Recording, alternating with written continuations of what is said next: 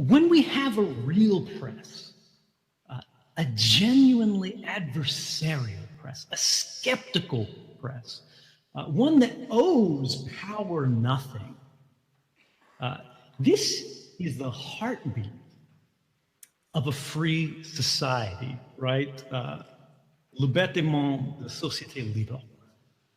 If we don't have that, we don't have anything.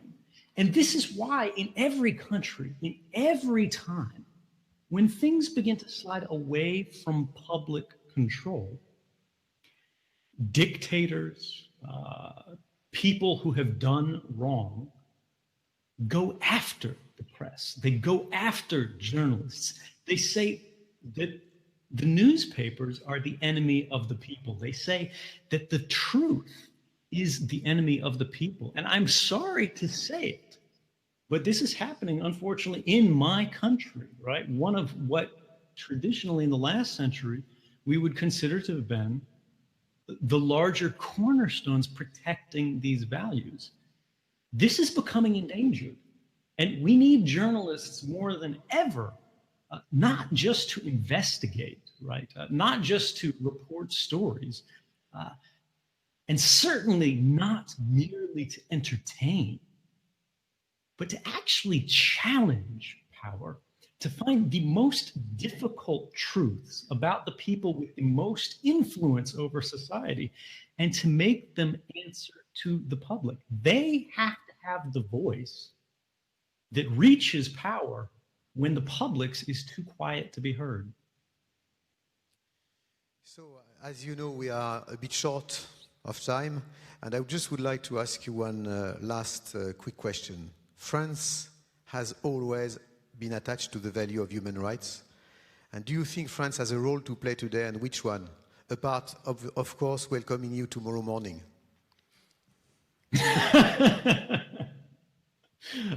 Well, that would be nice. The last president of France, unfortunately, did not respond when I petitioned for asylum in the airport. Yes, and also you are improving your French every day, huh, with us.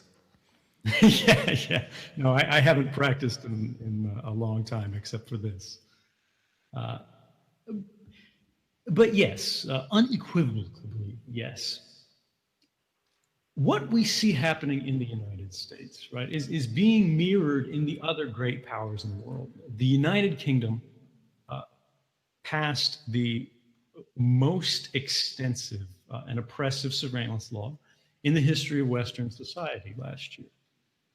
They are, of course, leaving the European Union, and one of the justifications that they give for this is they say they don't want to be party to the European Court of Justice, the European Court of Human Rights. They want to do away with the Human Rights Act. In Russia, we've seen oppressive new laws, which, you know, most people would go, okay, it's Russia, no surprise there. But for Russian people, this is a serious threat, right? What's called the Yarovaya Paket. It's a new surveillance law. Russians are calling it the Big Brother law. And if they call it the Big Brother law, right, this is a real problem. It's unfortunate to say that this also happens in China. They just passed a new counterterrorism law.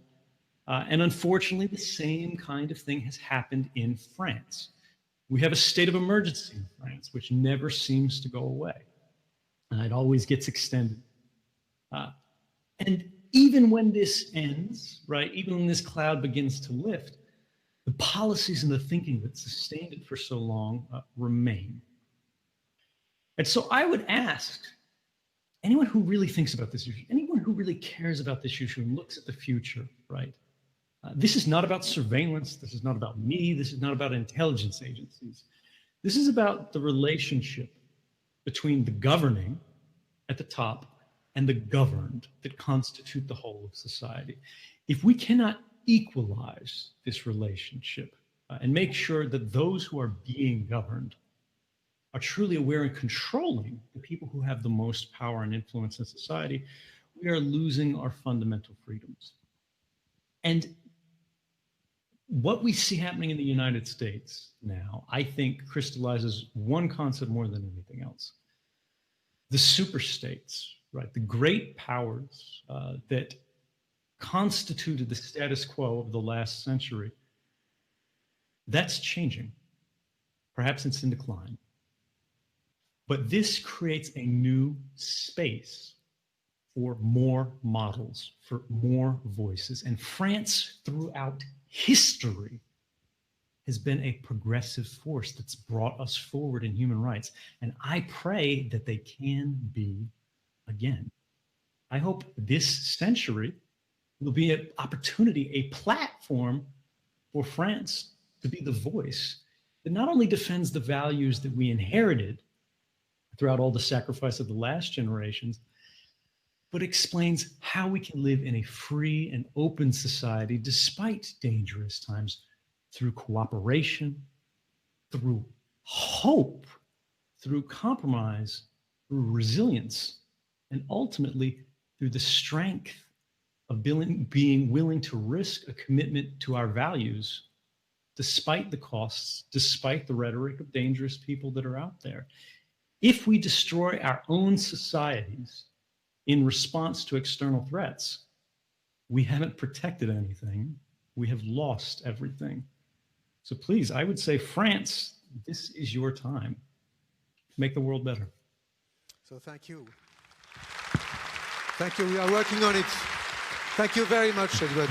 Thank you for your time. Thank you. And see you soon. Take care.